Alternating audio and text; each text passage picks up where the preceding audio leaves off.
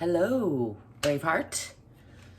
I hope you're doing well today. I am doing all right. Still alive, and that's a good thing. I'm here as usual to do a little stretching and strengthening and invite you to join me if you feel like it. Make sure you listen to your own body. Don't do anything that hurts. Follow your own lead, and also you're welcome to follow my lead if you like. Ooh, I just noticing I got this new little black heart necklace on, and I should notice I have an Etsy shop if you would like to support me at all. There's probably a link to it down there, and I got some cool new stone heart things going on in there, among other stuff. So check it out, like and subscribe while you're at it, and let's get to it. I'm gonna come back here and do a little free arm swinging, just loosen things up, do a little shaking, little bouncing, just get the body loosened up a little bit before we simmer into a nice mountain pose. I'm gonna bring my attention into the bottoms of my feet. If you would like to follow along, root yourself into the center of the earth. Trying to find a good spot where I think I'm not cutting off my head over there. I can't quite tell if I am. Here, how about this? Let's come into a wide stance and let's do a little hip tilting. So I'm just basically shifting the hips to one side, then shifting to the other side. And by shifting, I mean I'm tilting at the hip joint in the leg as opposed to pushing out. Actually, like if I were to bring legs together and push out into that hip, that's also a nice stretch, but a different stretch. That actually stretches in the hip socket. And try them both out. See how that feels different. And then come back into this wide stance. Do this tilt. For me, that brings the stretch into the leg. Let's add a little side stretch to that for good measure. I'm just freestyling a full body stretch today, as I often do. I'm gonna get back to the formal yoga stuff here soon, but I like to mix it up. That's just what makes me happy. So I encourage you to do what makes the most sense to you. There's not one way. I like to remind us all. There are many, many ways to take care of yourself and check in with your body. Let's roll down. I'm gonna come back to bringing my attention to the bottoms of the feet and then just roll down nice and slow, checking in with the spine all the way, making sure not to lock the knees. And a lot of times I see people bend from right here, the waist. Like you put your hands on your hips, that's your waist. But I want you to see if you can come down with a flat back. So not bending at the waist, but instead bending at the hips, right here where your legs go into the hip socket. And then just hang there for a breath or so. Let gravity do some unwinding.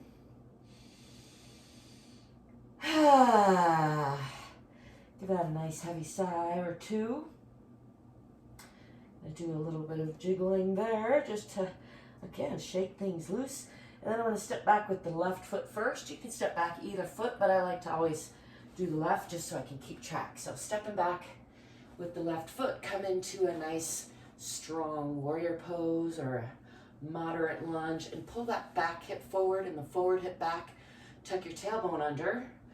Check that your front knee isn't crunching past your toes, so you should still be able to see them there. If you're going way past that, then you might want to lengthen that stance a little bit. When you're looking for a nice long and strong line through the center, through your core, let's bring the arms up. I like to gaze up into those fingertips if possible. And I'm going to wing those back, rounding the shoulders down and back and just coming back into that nice strong stance. Again, checking in on the hips. You're looking for about a perpendicular line with the hips to parallel lines with the feet, approximately. Again, don't compromise stability for that alignment. And then I'm gonna shift this back heel. So you wanna open the hips now. So you're not quite swinging, but in your mind, swinging that knee toward the back wall behind you so that you have an opening sensation here through the hips. And as I mentioned, I've shifted that back leg off of the parallel line and onto the perpendicular line. So my heels are almost on the same line, pretty close. And just enjoying the side plane here for a breath or two. And then let's slide that back foot out a little more and come down into a deeper lunge. Bring your right hand down on the inside of your right leg. You can press those two together for a little torque and support, but try not to collapse in there. And then gaze up past your left fingertips if you can for a nice side aeroplane pose, I like to call it. If you have a mirror or a camera, you can check in with your alignment or with your eyes. I find it tends to vary more than I feel like it is in my body sometimes. And then let's bring that hand down on the inside of that front leg and shift your hips back toward the floor, closing the hips. Bring weight onto the hands and bring that front foot back to meet the back foot. And then fingers wide, palms are strong. You're gonna push back in the hips. I'm gonna come in a little bit closer, again looking for stability.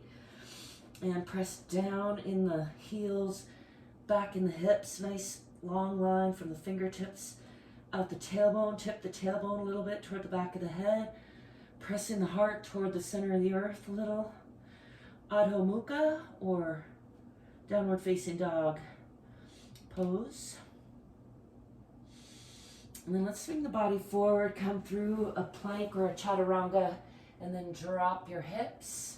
And put your knees down and release those toes. And get a nice counter stretch through the front of the body. Lifting the hips and the eyes and the chest. Keeping the elbows in close, really pushing through the palms. If your low back is glitchy, you might need to tense your glutes in order to protect the low back. Although for me, I like to really just sort of hang here a little bit and let the belly stretch, kind of play with that stretch a little bit. And when you're ready, tuck your toes back under and lift your hips again. Pressing back into Adho Mukha Asana or downward facing dog. Pressing again into those heels. Pressing back again toward the wall behind with the hips. And then we're going to swing that left foot forward in between the hands. Our nice deep lunge on the other side. Straighten that front leg and drape your upper body over your lower body, aiming your chin for your toes, pressing into that heel. And still, you can be working on pulling those hips onto the perpendicular by pulling back with this forward hip and forward with that back hip. You'll find that greatly changes the stretch, at least it does for me. Let me know in the comments if it does for you, if you're trying it. And then let's bend that front knee a little bit and step forward, back into a forward fold. Enjoy a heavy sigh or two there. Just let gravity do some unwinding. And then bend your knees, swing your arms back. Come into a counter stretch, lifting your eyes and chest and palms to the sky, wherever's comfortable. Nice little half back bend there. Coming back to center. Again, bringing attention into the bottoms of your feet and rooting into the center of the earth. Make sure those shoulders are relaxed and rolled back a little bit. And then let's step back with the other foot into the lunge on the other side. Stepping back with the right foot. And again, you want to pull your front hip back and your back hip forward. And push into that back heel. Check that your front knee isn't crunching past your front toes. Adjust accordingly. And again, you're looking for about parallel lines with your feet and a perpendicular line with your pelvis and a nice, strong, long core in between your ab muscles and your back muscles. There's this center part of you. That's the part that I'm trying to connect to when I'm doing this to feel nice and strong. And it helps to push into that back heel, as I mentioned. And when you're ready, shift that back heel onto the perpendicular line now. So you're opening the hips, you're swinging this knee toward the wall behind, and just exploring the side plane here. Check in with alignment. And when you're ready, slide that back foot out a little bit more and come into a deeper side triangle or aeroplane pose. This has a different name in yoga that I don't seem to be remembering ever. If you can, use your left arm and leg for torque and support. Make sure you're not collapsing into that. It's nice and strong, and gaze up past your right fingertips. Checking in with that alignment if you can.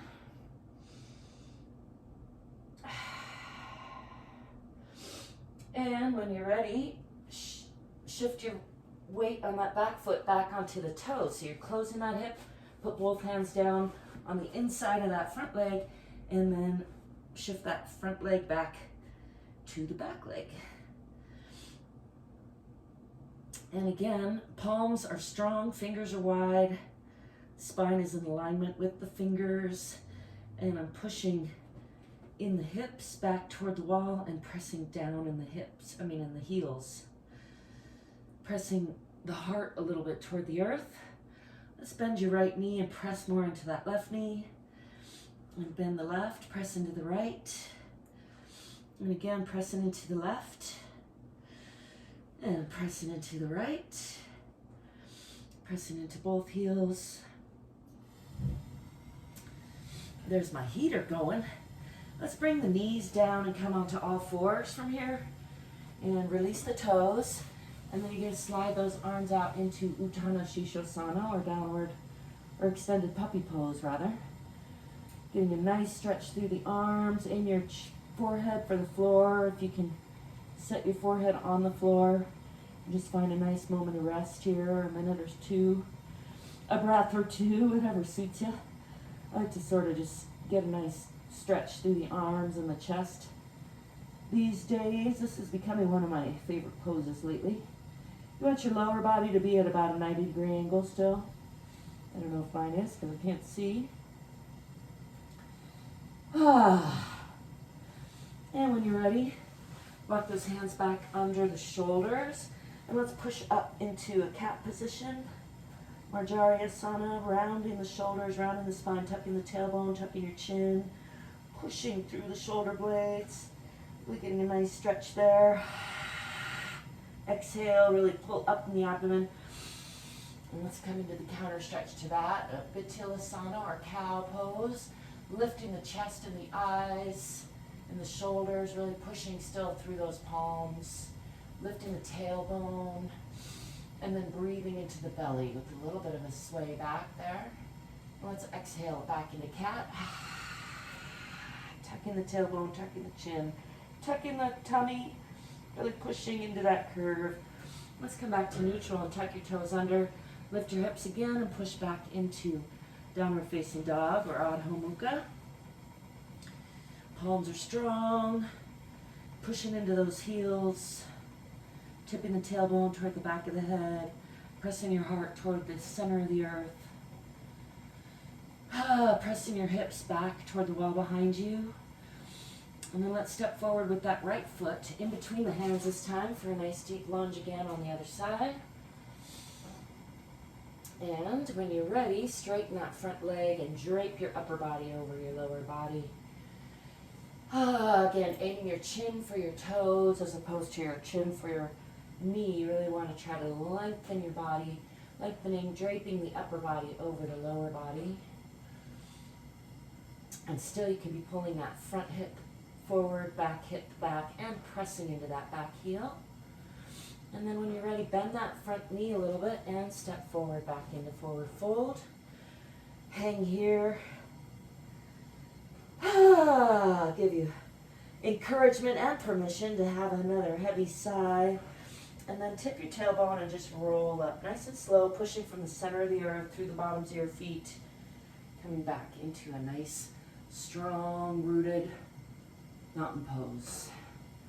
Just stay here for a breath or so, checking in with the body, checking in with the alignment. Relax the toes.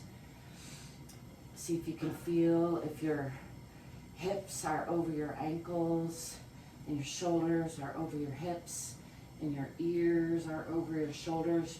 If you're like most of us these days, you might find you have to kind of do a little double chin move to get that to happen. which I encourage you to do often. We're sort of losing our upright position collectively. Let's just do another little bow to the sky.